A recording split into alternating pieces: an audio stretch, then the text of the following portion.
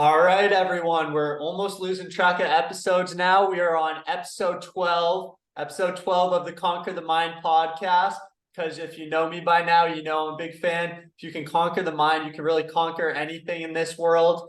And as the Read AI tries to rudely interrupt the introduction, I'll remove that guy. That's a separate conversation. But today we have on Doug Schadle. Hopefully we pronounced that right this time. Perfect. Perfect. Awesome. Well, I'm extremely excited today. We have Doug on, who is the CEO and co-founder of Rhino 7, which we're going to learn all about today, but it is very interesting. It's a lot of times people are like, is it a franchise? Well, we're going to learn all about it today. They help people if you are a new business and you're looking to franchise that business, or you're an existing franchise and you're really looking to grow and scale that business. So they're really here for all things growth. They've helped over 2,000 franchisees at this point and developed more than 5,000 units. So they are a great partner for anyone that's really looking to grow at the franchisor level. So without further ado, Doug, thank you so much for your time. You're welcome, Josh. I've been looking forward to doing this with you.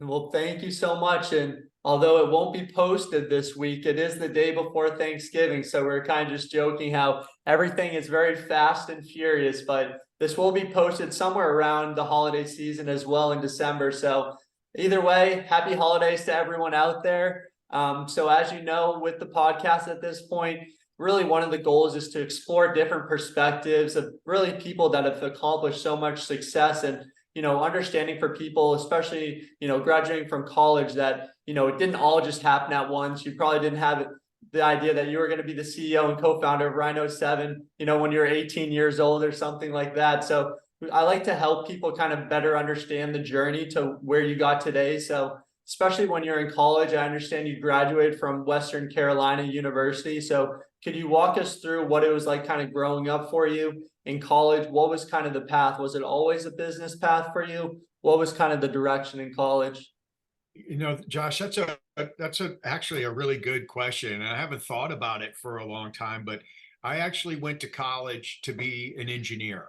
Mm, I thought that would be a great way for me to earn a living. And yeah. so I graduated from Western, and then actually not too long after I graduated, I actually stumbled upon a ad for franchise sales.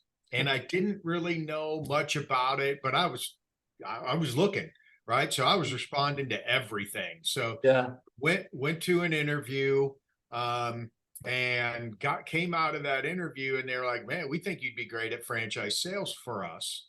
Mm, And so I jumped in with them, and that was probably in the mid 90s.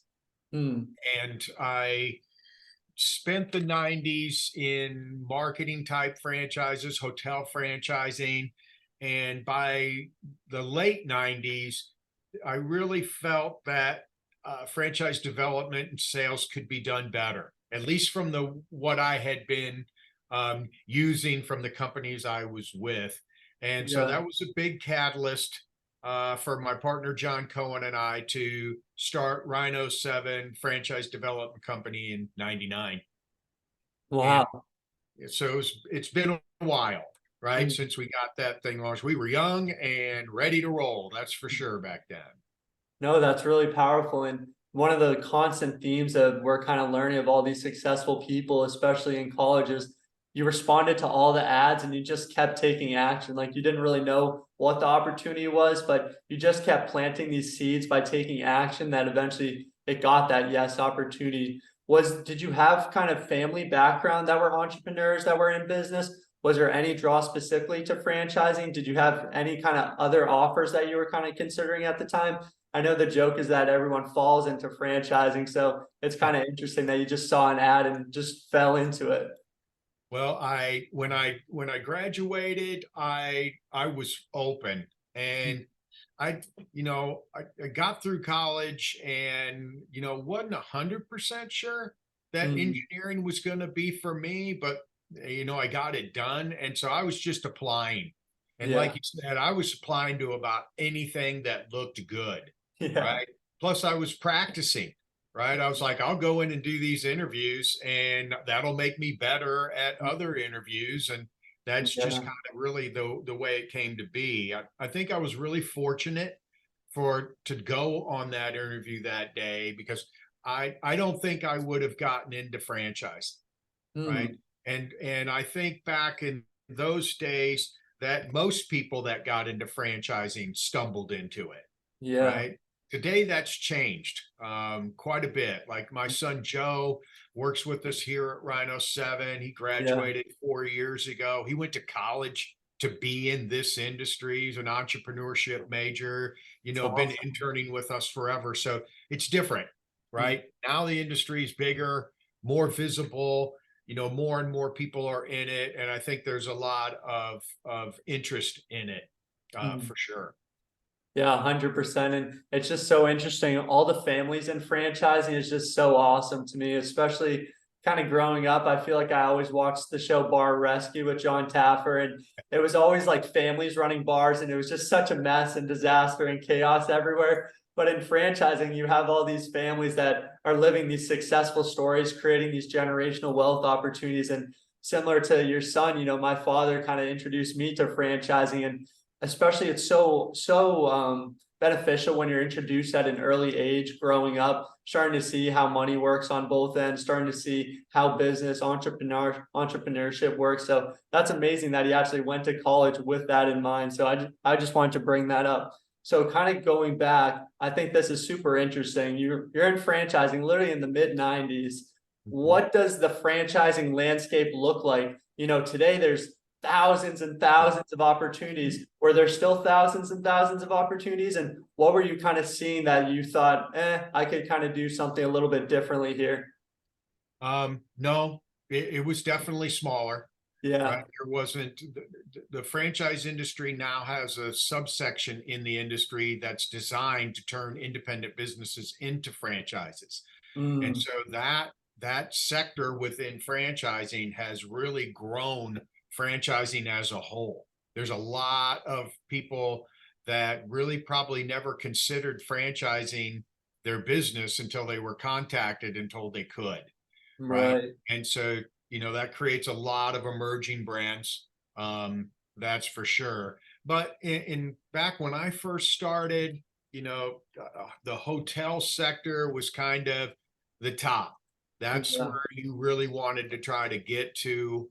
Um, Hotel franchising was like food at the time, right? It was very prevalent. The Yeah. average person out there knew of those brands and franchising, and that was a big piece for me. So Mm, I think when it got towards later in the 90s and John and I were really, looking at developing Rhino 7, we kind of wanted to move into lower cost franchising faster, mm, and things along that lines. And that was another big piece for it. And I think for us when we first started, we were hustling, right? We yeah. were working hard, doing everything that we need to, and we were learning at such a quick pace.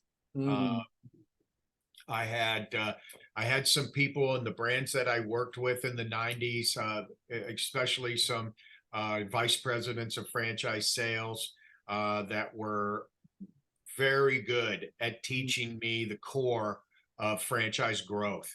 Uh, yeah. Dick Mueller and Tom Miller were very instrumental with me. I was young and learning my way in franchising, and they were veterans Yeah. that spent time with me and really helped me learn. No, that's really powerful. And a couple interesting things there with the idea that a lot of people have these successful businesses and they still don't know what franchising is. Like I'm down here in Miami, and you literally have to be 5 stars to be successful down here. Literally, like everything's just such high quality in terms of the food and the restaurants. So there's a bunch of, especially like smoothie places, health fitness places. I go in, they're super successful. They've scaled like 5, 10, 15 locations all throughout South Florida, and I tell them what I do, and they're like, "Oh wow, that's so interesting." They had just had no idea what the opportunity was, so that's really interesting to me. And I like how you also saw the opportunity of low cost franchising.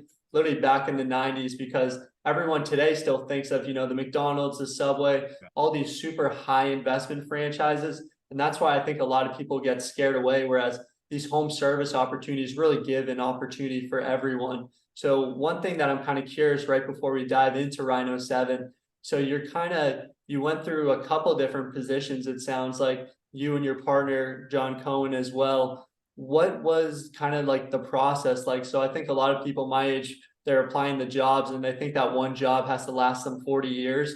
But it sounds like you were kind of trying a bunch of different things, just learning new experiences and just getting as much out of it as possible. So can you walk people through those different journeys, and then what eventually gave you and John really the confidence to launch a business on your own? I think, kind of focusing on that, when I was in college, those were back in the days when that's what you did, right? You Mm, looked for a long-term job and you would go in there and move up the ladder. But franchising, when I got into it didn't take me long that I realized that there's all these different levels in mm, franchising. And I wanted to I wanted to see yeah. how it would work out there at lower cost, mid-level cost. How do you relate, you know, the gross sales of the business against the income of the business against what they cost in the item 7, right? Mm, So I think my engineering degree still helps me to this day because I'm very strategic and analytical, right? mm, It's, franchise growth, especially franchise growth, is a strategic development of what you're going to uh, put together for somebody to see on the brand. And mm. if you just do it generically, the chances of you growing are much, much less than they are if you've really put together a really good picture of what you want to show. Yeah. That's for sure. And Yeah, no, you know, as 100%. we as we went down the road further for John and I, um, you can learn a lot fast in franchising. Mm, And a lot of times it's hard to beat, just day in and day out grinding and what you're learning.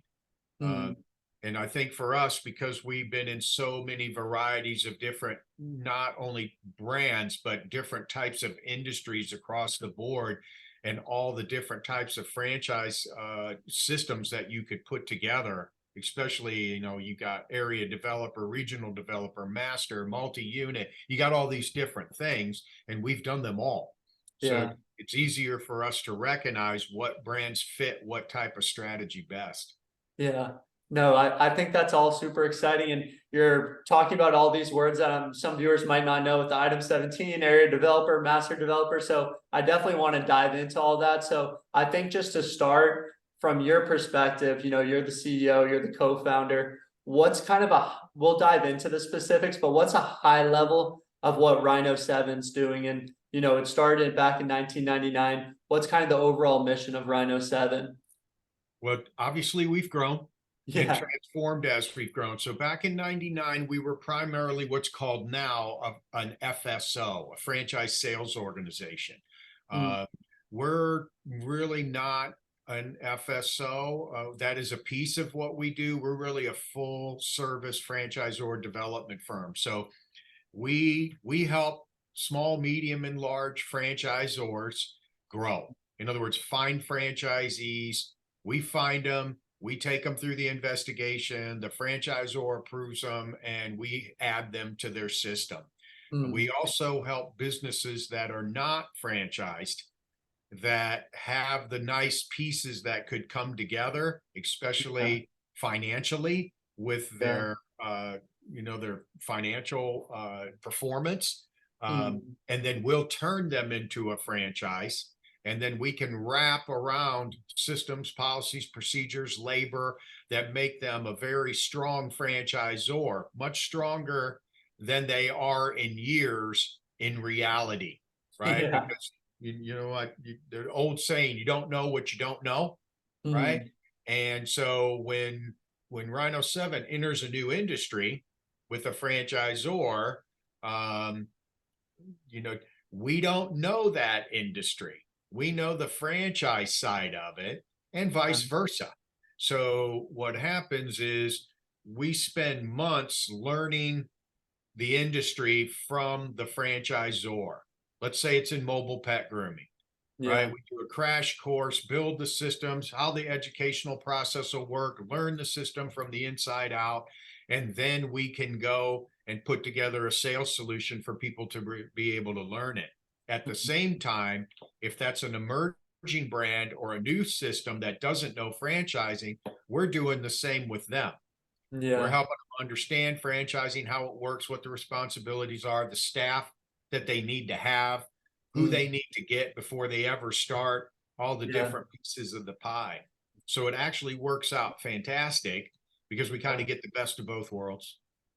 Yeah, no, that's really interesting for kind of anyone with that business model, because typically there's what's called a franchisee, and that's just another fancy word for a franchise owner.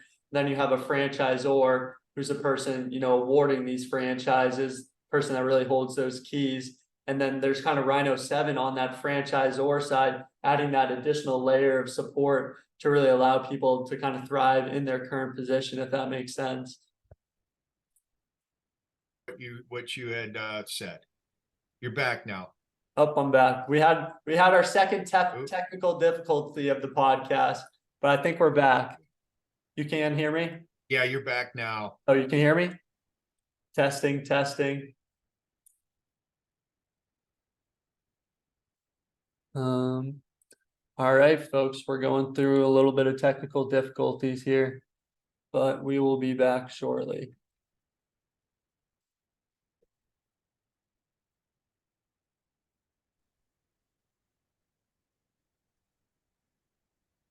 Hey, can you hear me all right? Yeah, I better now. All right, Yep, perfect. we're locking up. No worries. We're locked and loaded. We can just resume that anyway. So I think you were pretty much finished up with that, and I was just trying to make the point of the idea with franchisors, franchisees, and then you guys kind of add that additional layer of support. So I don't know if there's anything you want to add there. Well, it's kind of that's a really good comment, right? Because franchising can be confusing when you're first looking at it because the terms are so similar, right? You've got a franchise, which is what the business name is, Hmm. who's kind of the parent. Then you have the franchisee, who's the operator of the business. So you got all these different variables in there. It takes a little while to get used to them, but Yeah. it's lots of twisted names on those things that take sometimes people a while to get used to.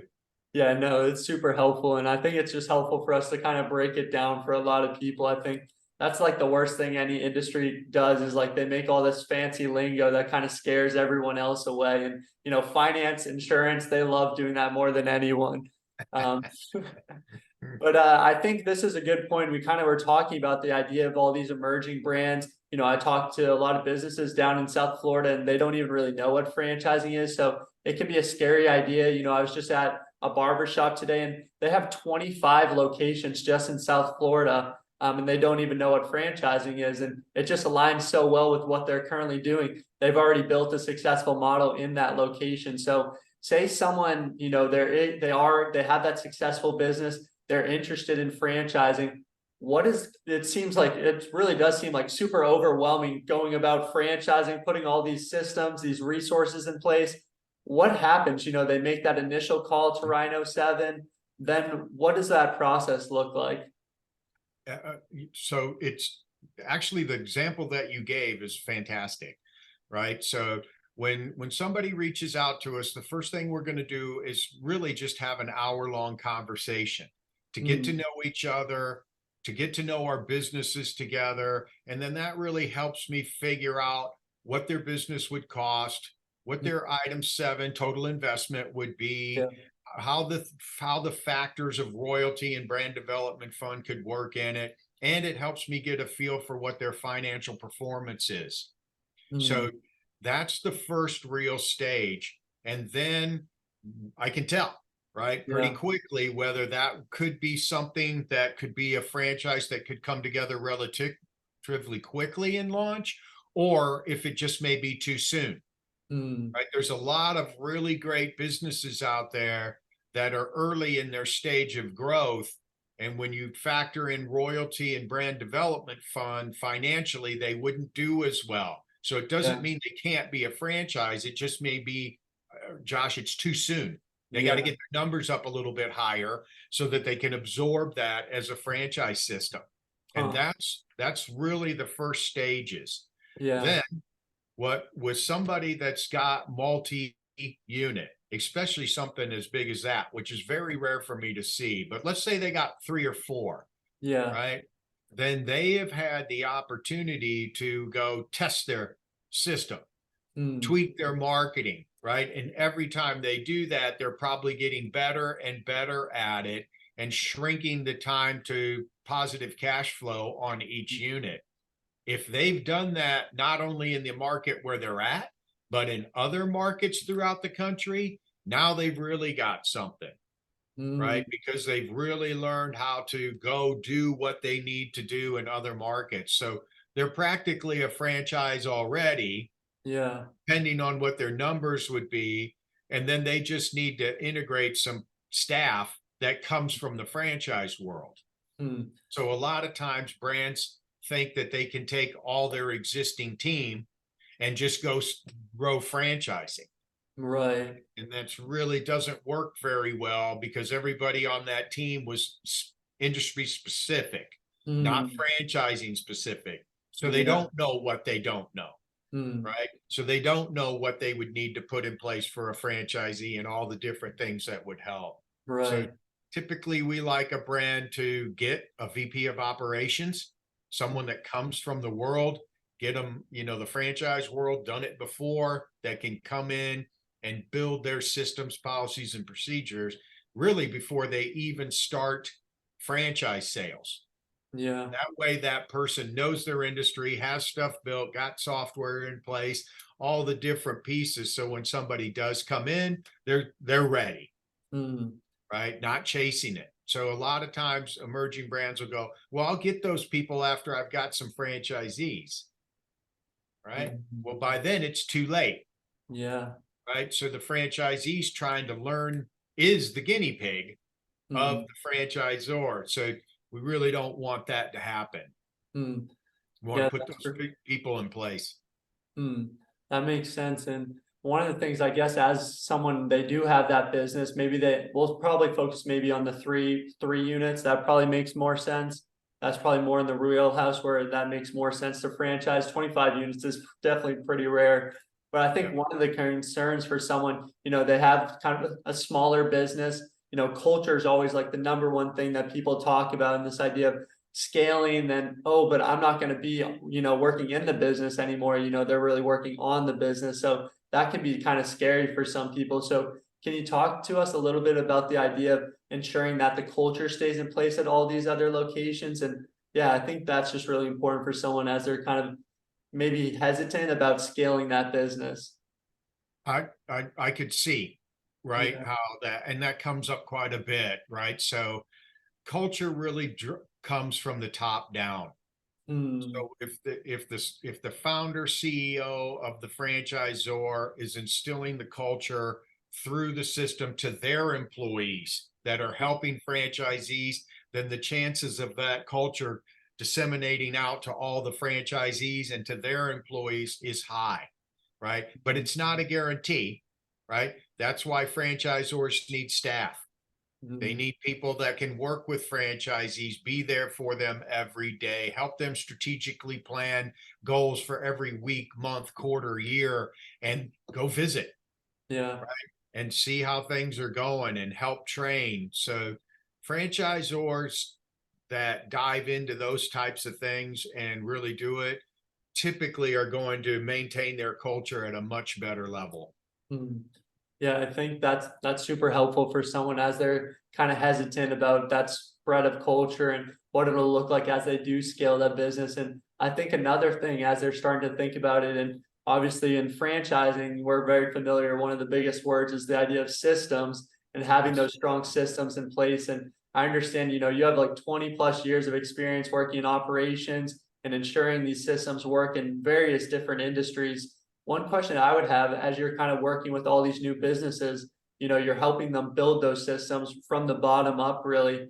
When you're working with different industries, is there one kind of like set in stone system that you have, and then you kind of tailor it to the different industries, or is each industry kind of like starting from the bottom?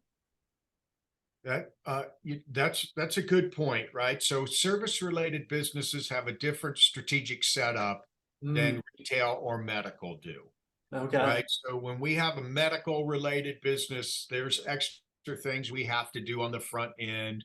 We really want to make them prototypical to what it would be. Same thing with retail, where with service, you don't have that, Mm, right? With service, you're more looking for how you can set up flex or industrial space for what you need. That's much quicker, cheaper, and yeah. easier to put in place. And then it's more so about training management, Mm, right? So every type of industry needs a little bit different type of setup.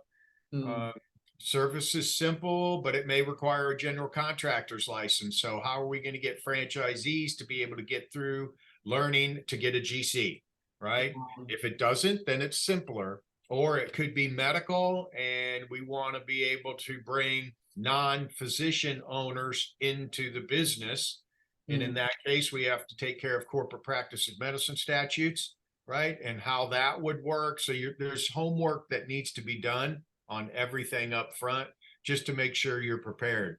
A mm, really good description of what a franchisor does is mm, they look for issues, potholes that unit franchisees are going to have. And mm, before they ever get there, they've already patched those holes, mm. right? So that Yeah. they're not sending a franchisee out that goes, oh my gosh, this is a corporate practice of medicine statute. What am I going to do? Mm, Right? You already have those things in place that make it, I don't want to say easy, but there's right. a path, there's a Right. system for it. That's the Yeah. franchisor's role.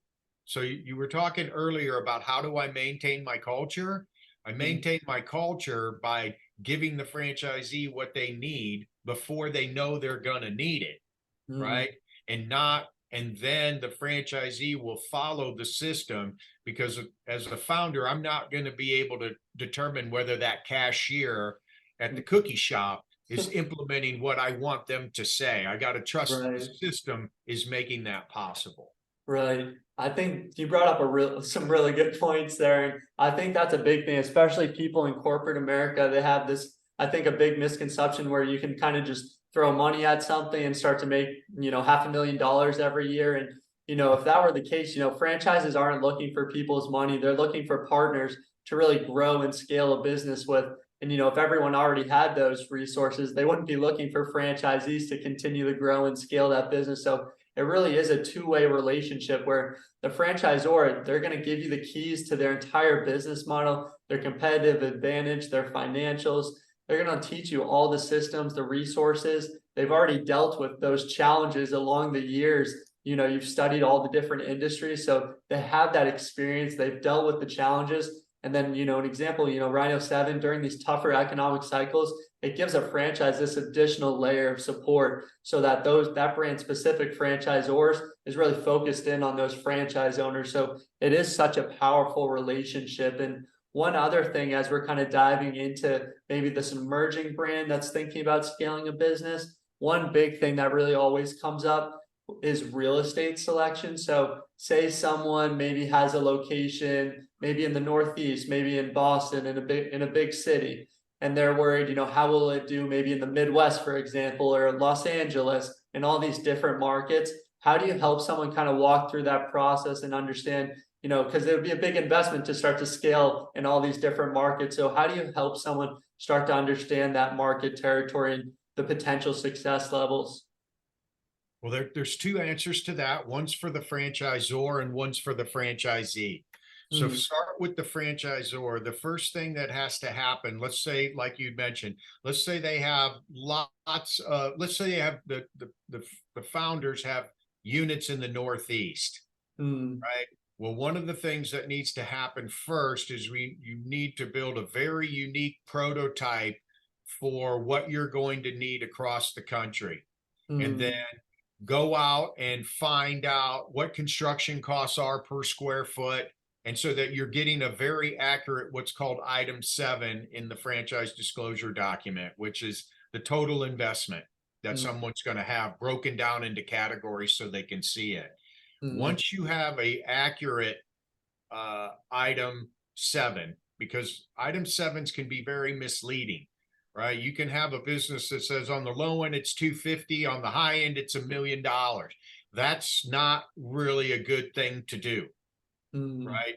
It's really better to give more of a realistic picture and not make it so high that if the worst things on the planet happen, this is what it would cost, right? Yeah. So in relating your item 7 and building your prototype, when you're doing those types of things, you're also creating a policy of what type of location you will go into and approve.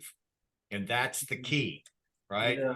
If you have a franchisee that is trying to go outside of what you would normally do, you don't let them, right? Because then they're gonna be a guinea pig on themselves by their own wants, right? And then you lose being able to truly help them with everything. And then whatever that cost would be, if it's spiked way up, the next year, that's the high end of your item 7.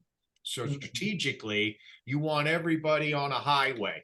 All your franchisees are on a highway, and the franchisor's keeping everybody on it, right? So they don't go into the ditch. That's the franchisor side. And then that makes it easier, really, Josh, for the franchisee, because the franchisee has a realistic picture of what it's going to cost for them to do it. And then they have to believe inside that people in Cedar Rapids, Iowa would eat cookies that people in, Boston like. Right. Right. So there is some trust on that. Yeah, that's really interesting. I want to start to dive into more of the established brands in a second, but I think one thing that you brought up is the item 7. And obviously in any industry, there's good apples, there's bad apples. So as someone is going through the due diligence phase, and you kind of mentioned item 7 can sometimes be misleading, how can someone figure out, if it is something pretty truthful, something they can rely on versus something that might be a little bit more far-fetched? Are there any kind of things they can look in when they're evaluating the FDD? Yes. So an item 7 that, let's say it's retail and it has this massive separation from the high and the low, that probably means that they didn't get it completely figured out, right? And they're got such a broad connection in there that their franchise attorney is leaving it open, right?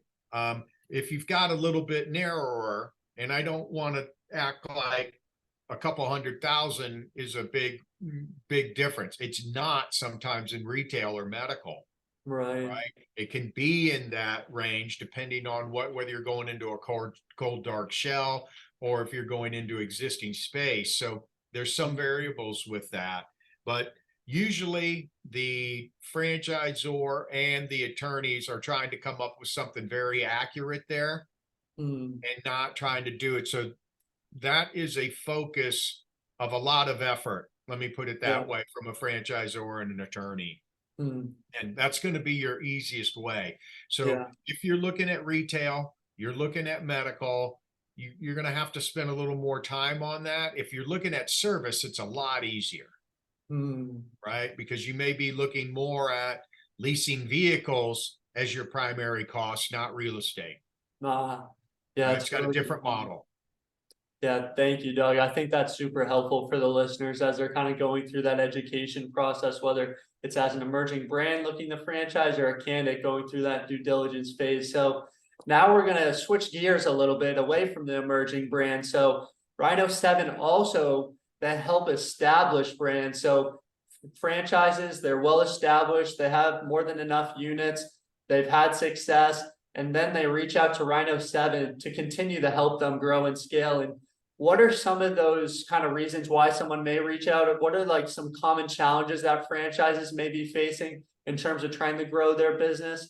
Can you talk to us about some of those potential challenges franchises face? Yeah. So one thing for an emerging brand is emerging brands have a couple of things. They have a lot of territory available, right? and they've got a good feel for what the original culture is and what they want to instill on people.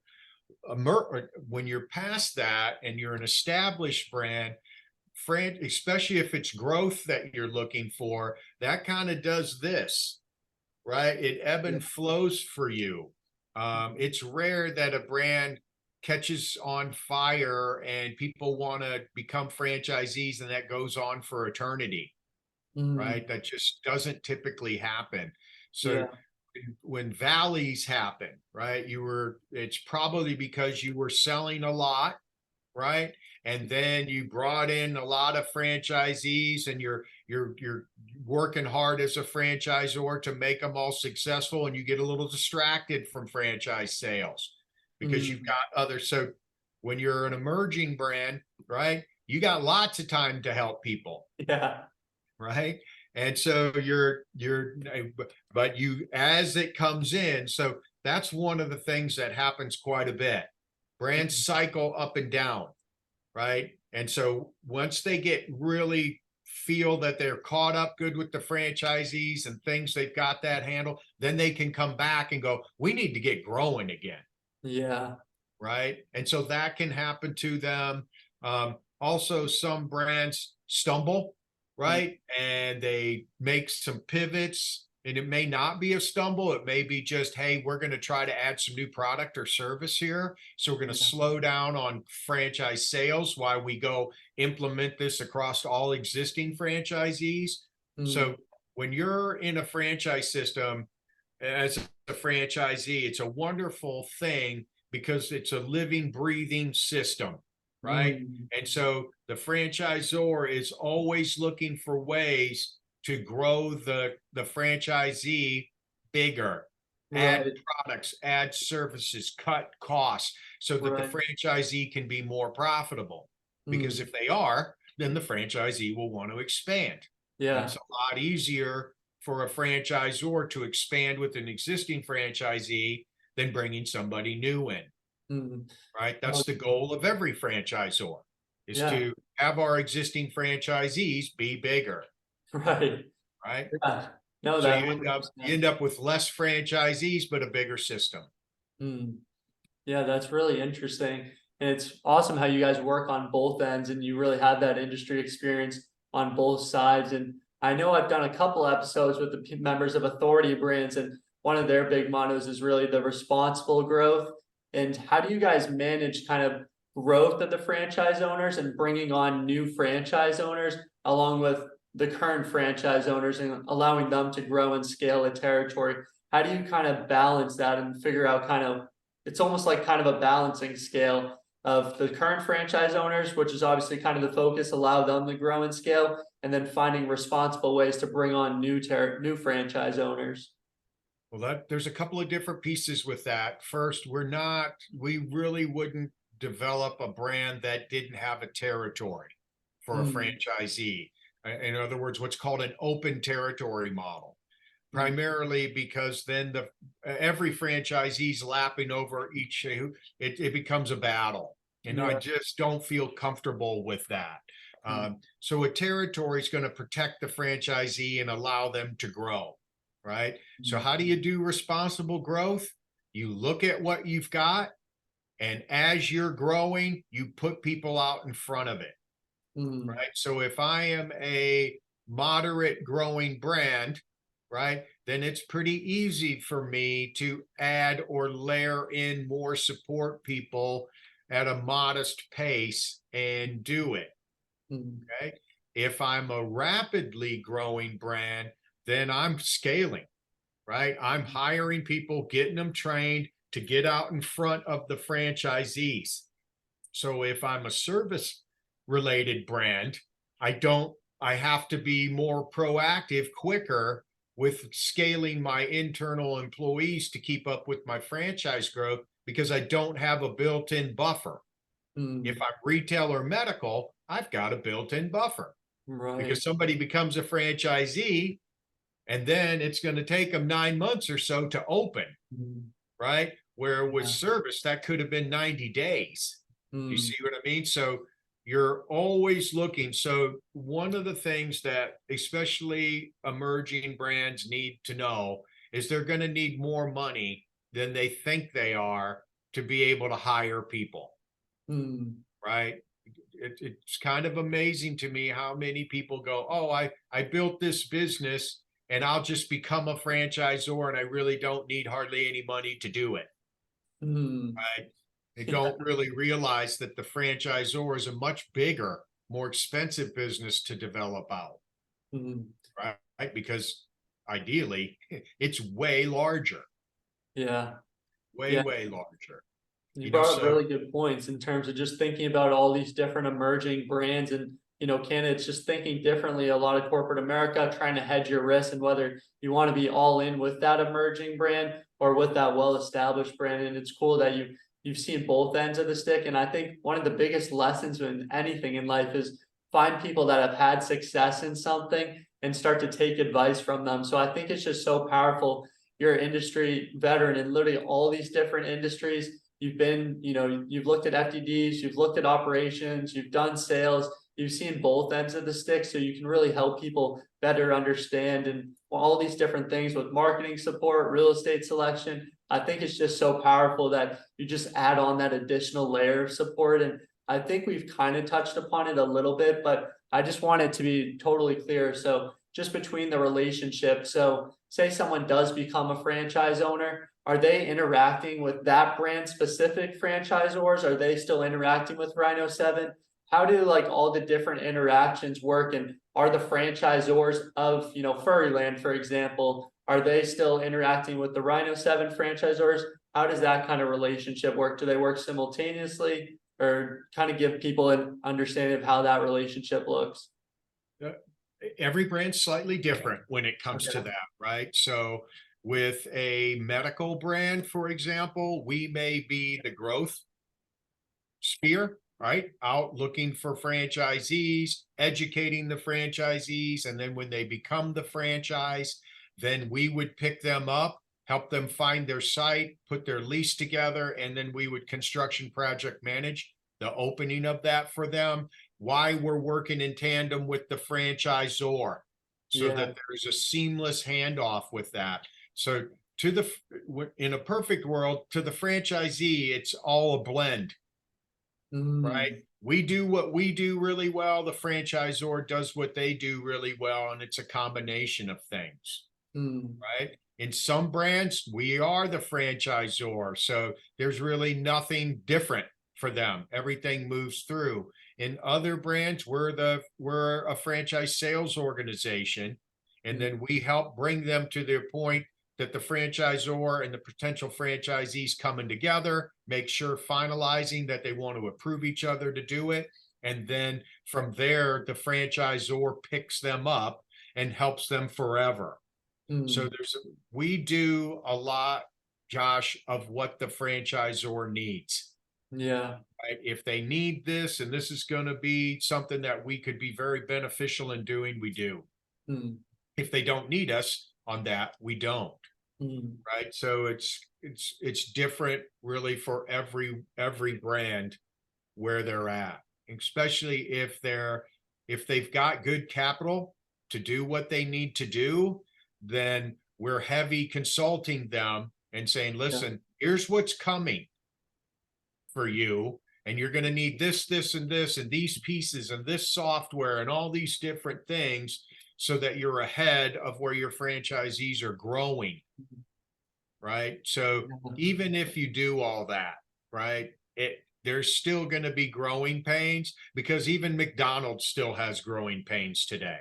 Right. Right. That's just the way it goes. Every business ebb and flows and has things. I think when someone's looking at a established brand, right, then that person is going to have less opportunity, right? Because they're late to the party with that brand, so to speak, but there's still some room for them, but maybe getting a big chunk or a slightly bigger chunk than they wish they could have got isn't possible. And that may be an older traditional type business with lots and lots of competition, right? and so it depends on my personality as a buyer, right? If I'm more of a gatherer and I feel more comfortable with a lot of people doing it and then that may be the perfect brand's type to look at. But Mhm. if I'm a little more aggressive and I want something bigger, I want something that can grow bigger, I want to be able to influence the franchise a lot more, then emerging's where to go, Yeah. right? Because there's territory and so an emerging brand that has 20 franchisees is going to be way more receptive to franchisee ideas and listening to them and helping them implement and test things than McDonald's is, Yeah. No, I right? They're think just that's a not. really, yeah, no, sorry to cut you off, but I think that's a really solid point. Just as someone thinking about the emerging brand, the well-established brand, there's pros and cons of each.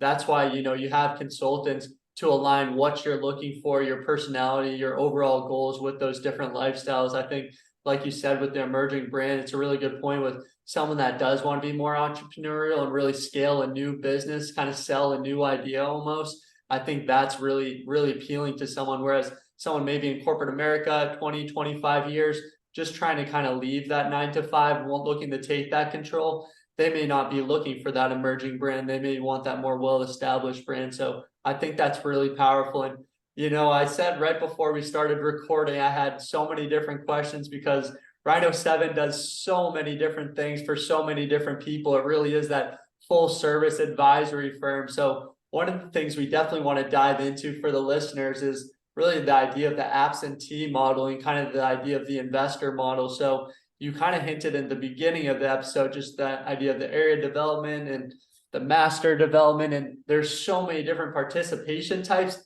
and ownership types. So do we want to start maybe with the participation models? And for people out there, there's an owner operator, there's an executive model, there's semi-absentee, and there's a newer concept, which is kind of the investor model, that full absentee, which typically tends to be a little bit of a misconception in franchising, but Rhino 7 has really found a way to kind of make it happen. So could you kind of walk us through some of those brands and what that investor model looks like for someone that, a lot of people talk about kind of that investor model, but they're not really sure what that opportunity may look like? Well, I'll start with, there's really 3 or 4 different types of models available for somebody out there, right? Mm, So let's say that I'm unemployed and I wanna work 40 to 50 hours a week on a new brand. I'm mm, an owner operator, right? And when I do that, I need to do it where I live, or I mm, got to move to where is available to be able to do that. And in the past, when we had times where interest rates went up, mm, right? That typically was quickly followed with unemployment, mm, right? And so what that did is it made for a lot of people that were out there looking to get into their own franchise because they were forced into mm, unemployment. But today we have a different thing going on. We got interest rates up, but unemployment is low. mm, And so what that does is it spawned a lot more of the second type of franchise offering, and that's what's called semi-absentee. That's mm, where the owner doesn't run the business on a daily basis. They manage a manager that runs it on a daily basis. And mm, that's typically 10 to 20 hours a week mm, for someone. So if somebody has a job with some flexibility, then that can be a good thing for them. mm. If they've got a high powered job that really puts them down, travels them all the time, that's going to be tough, Right. right? It's going to be difficult for the needs of the business to be able to be facilitated by the owner. So you've got owner operator, you've got semi absentee. Now you have really another option. It's actually been around a long time, but not in lower cost models. Mm, It was more in like hotel franchising, which is called the franchisee, and our program is called the franchisee investor. mm, It's a lot of people call it absentee. It's not completely absentee. right? And so basically what it is somebody investigates a franchise, what they like, and they buy it just like they normally would, whether they're going to be owner operator or semi-absentee. Yeah. And then they need probably about 20 to 30 hours over the course of the first few months to get the business set up, put everything in place, bank accounts, all the stuff that needs to happen, helping hire the manager, those types of things. But then after that, they need about 2 to 3 hours a month. So they'd have 2 boardroom style Zoom meetings, right? Where they're the chairman of Yeah. the board and they make the determination on what's going on. So that franchisee investor model is very popular because people are busy, especially people that got busy full-time jobs, right? And they want to diversify out of the stock market and real estate. This is a very good way for them to diversify. Or there's somebody that's got a portfolio that's looking to diversify. We have a lot of that with that. Yeah. So in all reality, every type of franchisee eventually would hope to be a franchisee investor. So if I'm an owner operator, someday I hope to build the business big enough that a manager can run it and I can just get them into a really good position. And then maybe I'm 2 to 3 hours a month. If I'm semi-absentee, I'm jumping over some time there, but I'm still going to need to get that manager in a really good place before I can trust them at 2 to 3 hours a month. Yeah. Right. And so if I'm franchisee investor, I'm going there right away. So that's 3. And then there's another model out there that we want to try to help, but not all businesses can be it. And that's really what we call regional developer. And that's kind of what people call it, a master system. So what a franchisee does is they buy, let's say, a state, and then they open a unit of that business. We have a brand called 76 Fence. That's that model. So they buy a region and then they open a unit so that they can get very good at it. And then they sell and bring franchisees into the region they own. And then they train those franchisees and ongoingly support them. And for that, they get half of the royalty stream from the franchisor. So it's a really cool way for somebody to become a franchisor without having to do it.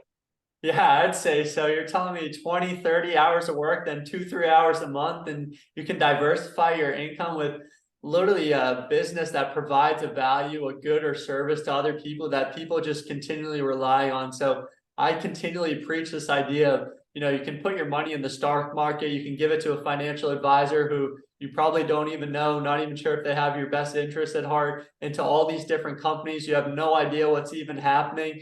Whereas you can actually have that control over the business. You can go through the education process, figure out if it actually is for you. So I think that's really powerful. And say someone, I think they're kind of interested in the investor model, you put in 2, 3 hours of work. What is Rhino 7 doing so that, how are they actually making money after that? And I also understand they're able to purchase anywhere geographically. They don't actually, so I'm in South Florida, you don't actually have to purchase a territory in South Florida. I could purchase territory in Seattle, for example. Rhino 7 does this model in tandem with Phoenix franchise brands. Phoenix has got 100+ years of experience in franchisee support and systems with their staff. They're very, very good at it. But the franchisee investor absentee model has a lot of flexibility, as you were mentioning, Josh. So let's say I live in Miami. Yeah. And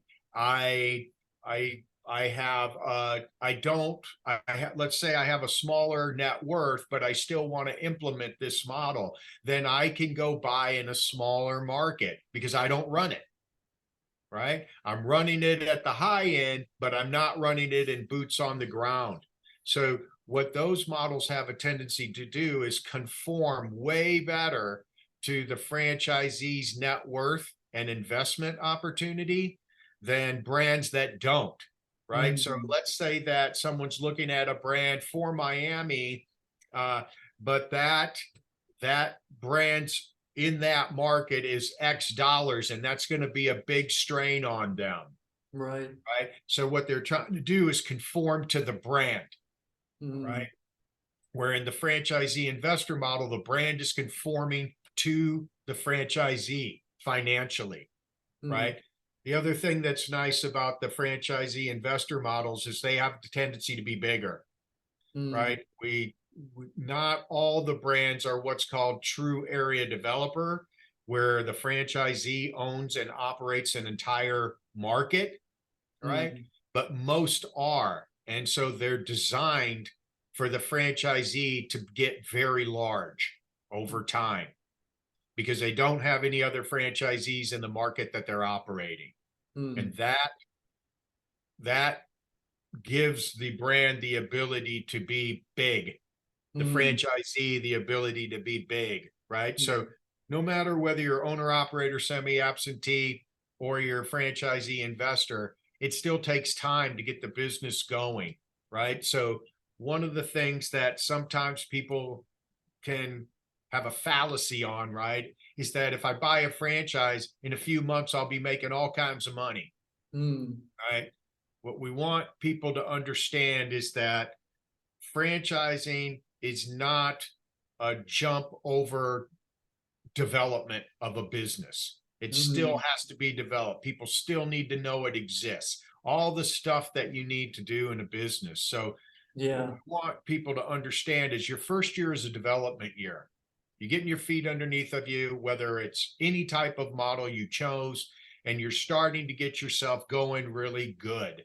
By the Mm, second year, you're starting to come around nicely, right? mm, Because you've laid the groundwork in year one. By yeah. the time you're in year three, now you're there, right? So when you're talking to a franchisee that's in their first year, there's more strain on them, Mm, right? Because they're still trying to drink from the fire hose and get yeah. all this stuff up and running, and they could be still bleeding financially. They're not at positive cash flow yet. They're Mm, just progressively going. By the year two, that usually subsides and it starts to get really exciting. By mm, year three and beyond, it's just standard operating procedure, right? We just keep growing, we just keep getting bigger.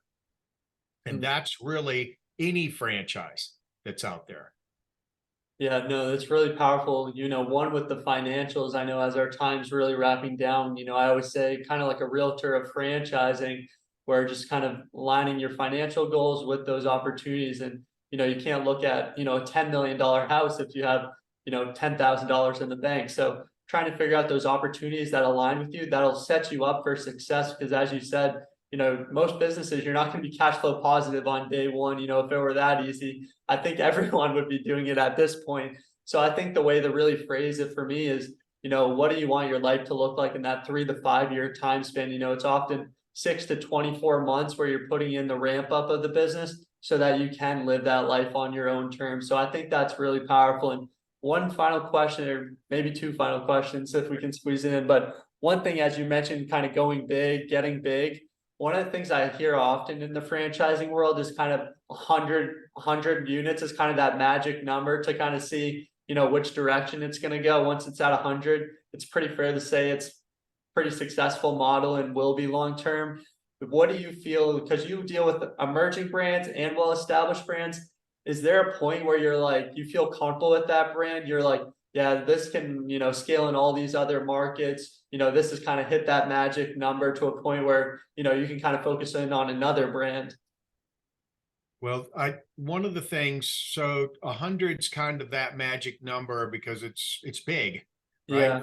Yeah. 18% of all franchisors ever make it there, Mm, right? So, but at the same time, that isn't always true across the board. If I am a low gross, high margin model, then 100's not that big. mm, If I am a high gross, moderate margin, mid-level margin, then 100's huge, yeah. right? Because one franchisee in a high gross business is generating what maybe five or six franchisees are in a low gross business. So when you're evaluating your business to become a franchisor, that's got a lot to do with it, mm, right? And that will also tell you how many people you're going to need to support. mm, So if I'm doing low gross, high margin, then my territories need to be smaller, and I'm going to need a lot more staff to support lots more franchisees. mm, If yeah. I'm an AD model, right, where I've got one franchisee in greater Miami, right, then I can put a lot of time, money, and effort into that one franchisee to scale them, Yeah. where another brand may have 14 franchisees in Miami. So it's Mm. just different, right, across the board with those. Yeah, I think that that kind of relates back to your point on the item 7 and how different franchises can kind of relay those numbers differently. And that's why it's so powerful to have these consultants that can show you these different flavors so that you're not locked in on one brand. You have these education process you can compare with different brands. And then you can always go back to the drawing board with your consultant based upon that feedback. So I think that's really powerful. And as the final question, as we really wind down the episode, thank you so much for your time, Doug. And as a kind of really an industry expert, you know, you've been in the industry for 20 plus years, very successful in franchising. What do you see as kind of the future of franchising? You know, what do people have to look forward to? Do things look bright in franchising? Do you have a positive outlook on franchising?